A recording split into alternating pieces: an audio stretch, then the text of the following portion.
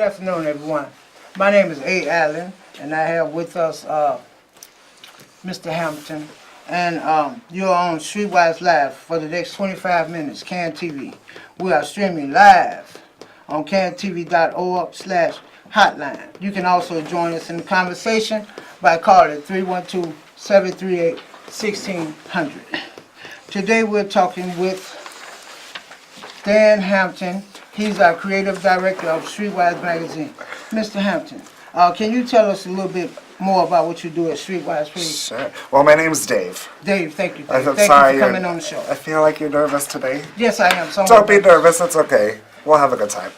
Yes. Yeah, for sure. I think what it is, I kind of miss our executive director, Judy Youngquist. I know she couldn't be with us today. Yes, she couldn't be with us today. She's not sick or anything. She's just handling her business. A lot of with business. Streetwise. Yes. There's a lot going on all the time. All the time. So tell us a little bit more about what you do at Streetwise and what does it mean to be a creative director? Sure. Well, I started at Streetwise about 3 years ago. I came on as a graphic designer, and they just kind of wanted to make the magazine a little bit more bold looking. And as I've been there, I've taken on so many other roles that it just came natural that I would be more than just a designer nowadays. So I actually I curate the content that goes into the magazine. I curate the images, of course, and I design the magazine. I also run all of our social media and all of our outreach, such as emails and direct mailings, like things that you would normally see, like fundraisers and stuff like that you would get in the mail.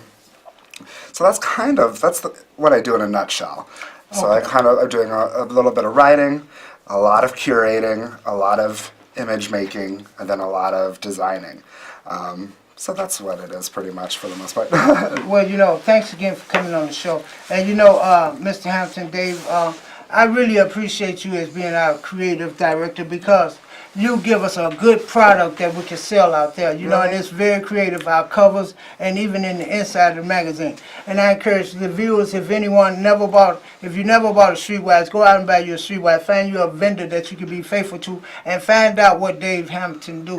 He does a very good job, and I'm pretty sure, not only I, but all our vendors really appreciate you because you give us a very good product that we can go out and sell and earn an honest living with Streetwise. Thank you. A hand up and not a hand out. Well, that's the whole goal. Is I want it to be as easy as it can be for the vendors to be able to sell the product so that they can move forward with their lives.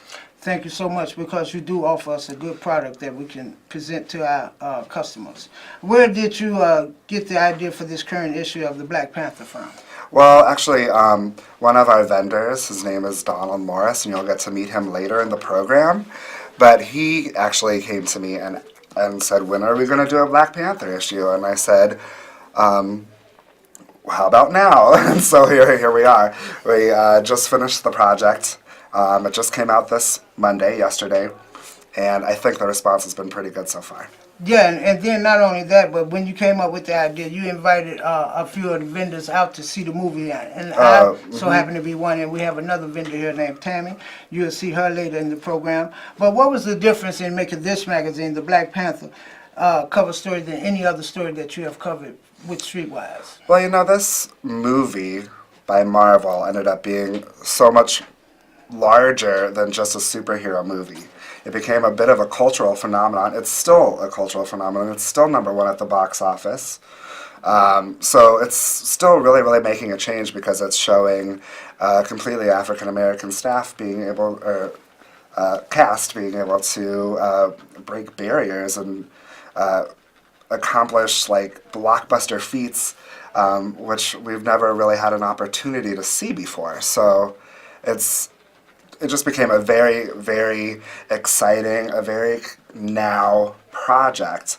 And I'll talk about it in a little bit also, but just being able to see a lot of our vendors and a lot of people, our readers and people just in Chicago in general, just being so elated about this movie and being able to see the first African-American superhero to get his own movie it was just exhilarating. Yeah, you know, and like I was saying that you invited some of us vendors to go out to see the movie for free. And, you know, I really appreciate it because that was like a field trip for us. Oh, yeah. Okay? It was a field trip for me, too. It was like a field trip, and it was fun. And afterwards, you interviewed us, and it was fun to interview us. And not only that, it's fun to read about it in the paper. Okay, excuse me, Dave, we have a caller. Oh, Yes, caller. You're on Streetwise, CAN TV. You have a question or comment? I just want to know, where do you find Streetwise paper? Okay, well, you can order the subscription, or you can call the office and we can tell you where the nearest vendor at your location or where you usually go. If you work downtown, we have plenty of vendors downtown. We have plenty of vendors on the north side, east side, and south side. Well, we don't have plenty of vendors on the south side, but if you call the office, we can manage to get you a paper some kind of way. Just call the office. where are you located? Caller, are you still with us? Well, we seem to have lost that caller.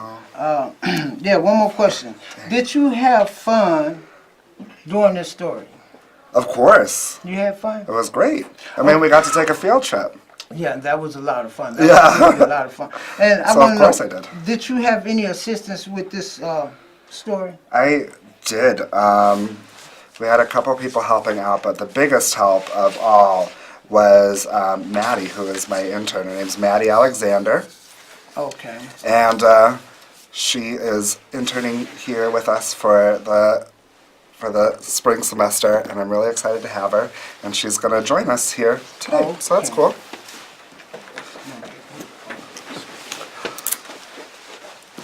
Hey, Maddie. Hello. I'm back? Yes, We're we're back back. now. Perfect. So, we both, okay, so we knew the Black Panther film was coming up, right?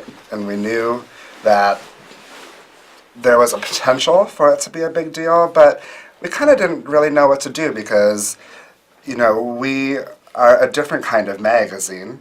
We're not news so much as being able to tell our stories. I mean, it's still news, it's still factual, but we don't break news, I guess is what I'm trying to say.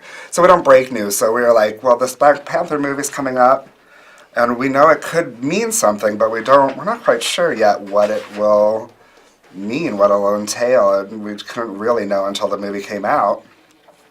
And so the movie comes out, and of course it's like awesome, shattering records, cultural milestone, I would say, and now we're like, okay, so now we really got to talk about this movie. We have to. There's no way around it. We kind of had to brainstorm and think, how do we talk about it now? It's already in theaters. A lot of people have already seen it. What do we bring to the table that's a little different? And one of the things that we wanted to do, of course, was talk to vendors, which is why we got to take a little field trip and see the movie. But then another thing that we did was we ran to you. And so Maddie here, I think you're probably a Black Panther expert now. Like, inevitably, right? I wouldn't say that, but I do know quite a bit that I did not know before, so very exciting. Sweet.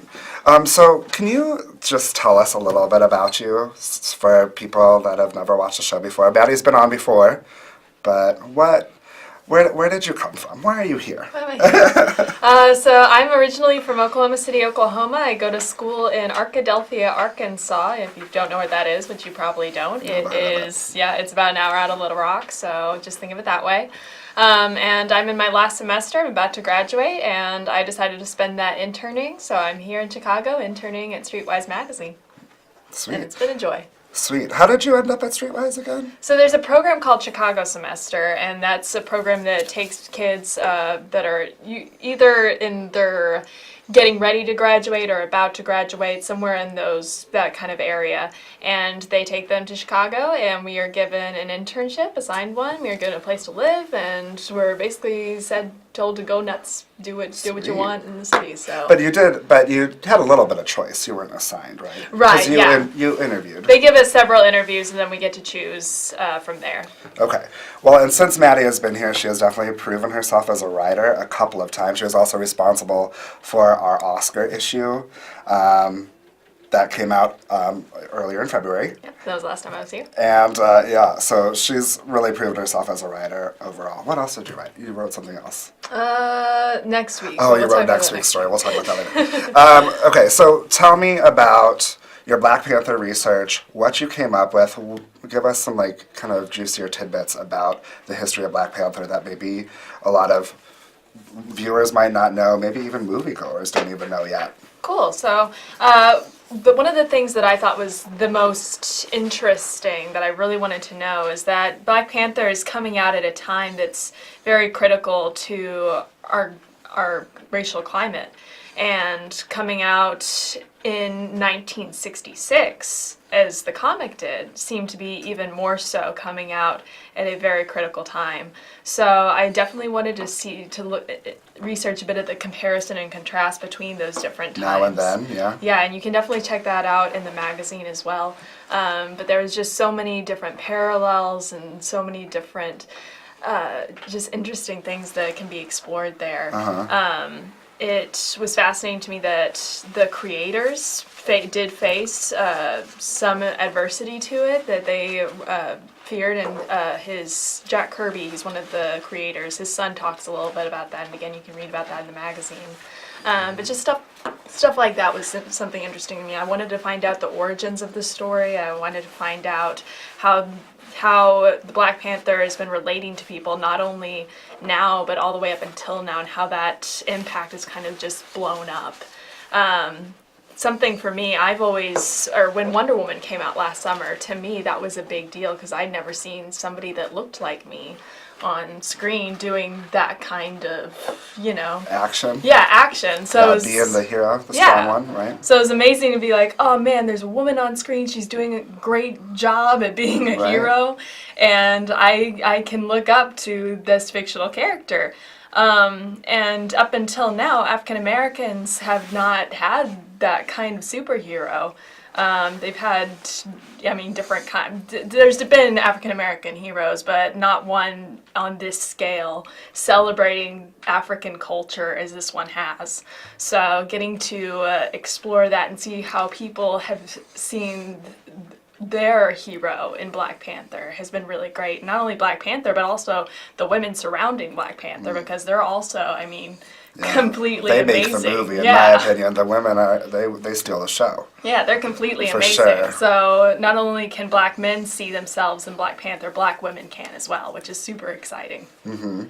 Has the symbol of Black Panther been used culturally before this?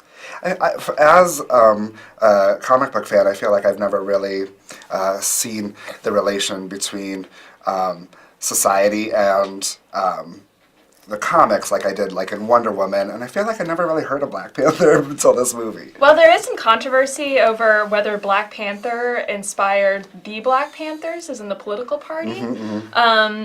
I just couldn't find, because I was interested in that as well, and I couldn't find any research that supported that, and several people denied that. So I feel like it's safe to say that maybe that wasn't necessarily the case there. But okay, good.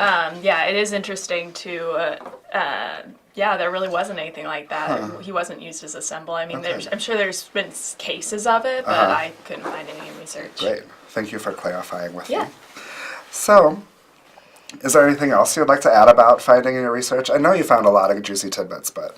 No, honestly, the biggest point of the story for me was a story that we told that originated from Streetwise. Oh, yeah? And that was Don Morse's story. Oh. And if we want to, we can go ahead and bring him out. Let's bring Don out.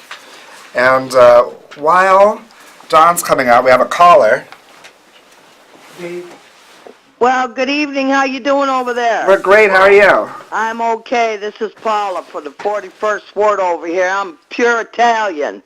As far as this Superman, Black Panther thing, I think it's great. The kids like it. We all like it. We all like superheroes. Let me tell you, I'm Italian. We go back to... Can you hear me? Yes. We go back to where we made The Godfather. They made Godfather number 1, 2, and 3. It's just a stereotype I think it's absolutely wonderful. Whether they're black, pink, polka dotted, gay, it doesn't matter. It got people out. Get out of the house, go have a box of popcorn, some juju beans, see your superhero up there. Oh, and some of them bodies, oh my Lord. Anyhow, I come from the old school, from Italian. I'm all for good movies. Can you hear me? Yeah. Yes. Because they saw all the time I talk so loud they cut me off. But we go back to The Godfather, we had The Sopranos, we had The Casino, we had Love Thy Father, we had all them Italian movies, and we didn't mind. At first we were insulted a little bit. On The Sopranos, we were a little bit touchy on that because they touch a little bit close to home. So But what when changed that for you? What's that? What What's changed that for you? Nothing changed it because they made more. Yeah. And all our movies all had a point, like all superheroes. Us Italians, we got different kind of heroes. There's all kinds here, but what I liked about it, everybody came out to see it. It wasn't just African American. It was Pedro, it was Mexican, it was Polatsky, everybody. It was a beautiful movie. They put a lot of money in that movie, and they got the biggest box office hit, $1 billion in a weekend. So praise the Lord for those people. It's hard to be in Hollywood these days. You know what's going on, bada bing, bada bang. And as far as these kids in school, I got a comment about that. May I talk about that? It's the Streetwise, right? Right. We had another shooting today out in Maryland in the school. I don't know if y'all heard about it on the news. I have not. No, we been. haven't heard about it, but ma'am, we thank you for Yeah, your it's all right, I got a enthusiasm, and bracelet thank you for your just comment, thank you for calling in, thank you so much for watching us. Hey, continue to keep in contact with Streetwise, we appreciate you, okay? Thank you, and we Thank- love you. All right, thank you to that caller. So right now we're talking with Don Morris. He is the one that did this amazing drawing. So Don, do you have a background in drawing? Looks pretty good. So where did you get these skills? Well, take me all the way back to the Art Institute School of Art and Learning. At the age of 8, I was a comic book enthusiast. And following the Fantastic Four, Reed Richards and whatnot, and I bumped into a character that was fighting the Thing, and he wasn't nothing nice. I mean, he knocked Thing through a wall, and Thing was doing we talking about the brick man, the man that's hard to whoop. He can go through walls just running. Do the Hulk stuff. He do a lot of stuff the Hulk do, and I'm pretty sure he was real strong. He was kind of invincible, but until he met this black superhero, who was nothing nice, and he was in New York doing some things with the gangs up there, and he was correcting some things that they was messing with people in his family.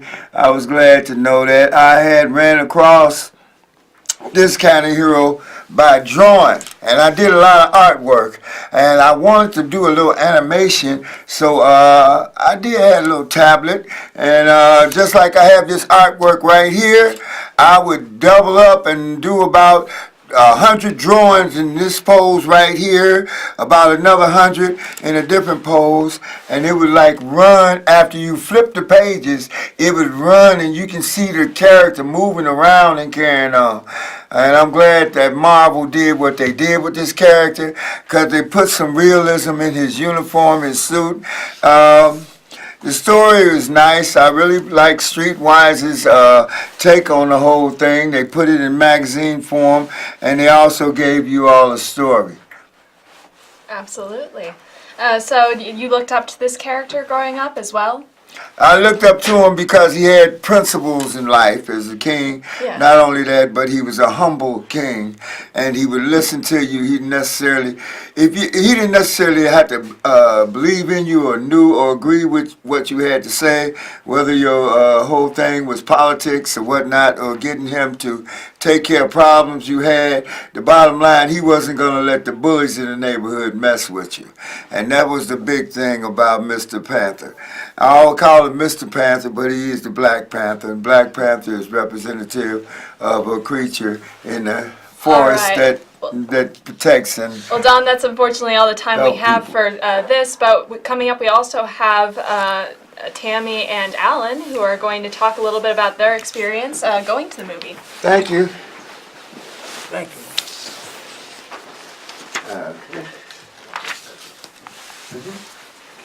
Thank you. Um,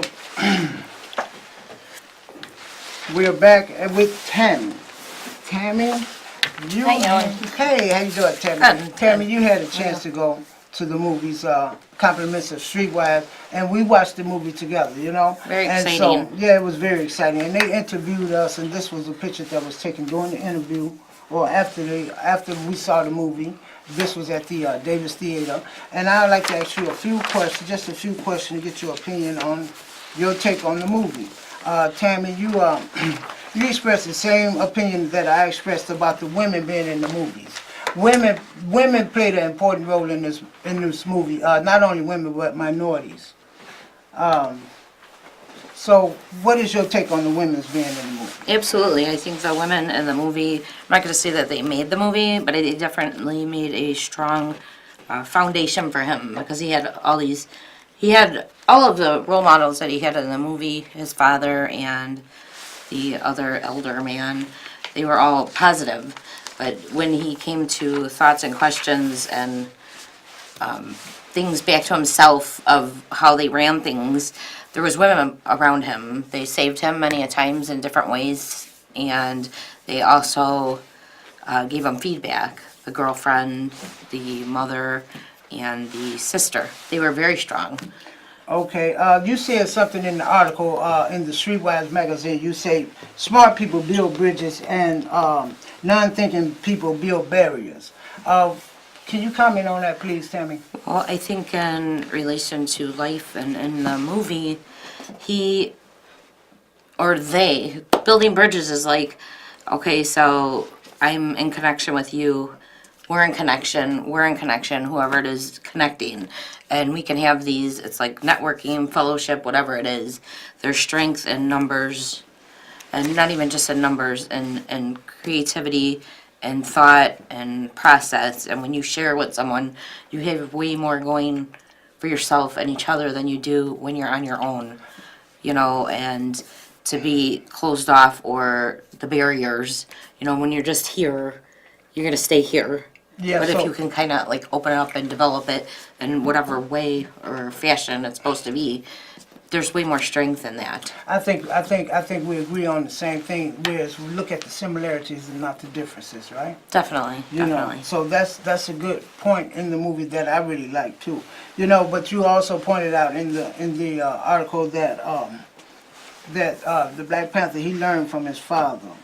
Okay, what did he learn from his father? Well, I think he learned, and around the surrounding is that they learned about, I mean, it was a beautiful nation, it was a beautiful culture, and everything was peaceful, and there was no really any chaos or conflict, and everyone lived, you know, was a consistent happily ever after in their world. And they learned that from each other, but there was also things that with him and his background and the women around him came to the conclusion that there was a possibility that they could help other people have something closer to that without just holding on to what they had for themselves, you know, and whether or not it worked out for the best or not the best, that it was worth taking a chance to help other people and not just close everyone out that didn't have that their background or their commonality. If it Right. was just their nation or culture to help other people as well. You know, we spoke a lot on the Black Panther, and I hope we don't spoil the movie for anyone. But it was really a great movie, and the comment that you made that he learned a lot from his father, and he confronted his father. Okay, he confronted his father about leaving the kid there, the kid that was in the United States, and he built up a lot of animosity, you know, from them leaving him there. Right. And you commented on that. I think what it is, you know, what he came to the conclusion, and he might not have thought it at first, or with his, that he had the opportunity to take a look at what was done right and where he could opportunity to do what was right and then still adapt it to a better way for themselves. And so we all enjoyed this edition of Streetwise, which is the Black Panther edition. And if you're interested in buying a Streetwise, we'll let you know that you can call the office and find out your nearest vendor. Or if you're interested in selling Streetwise, you can come to our orientation, which is Tuesday and Thursday at 10 o'clock. Come to the office, 4554 North Broadway. Thank you. Come check it out, and maybe you can make some extra cash too. And maybe you can be in the magazine. Thank you very much. Thank you. For joining us. Streetwise.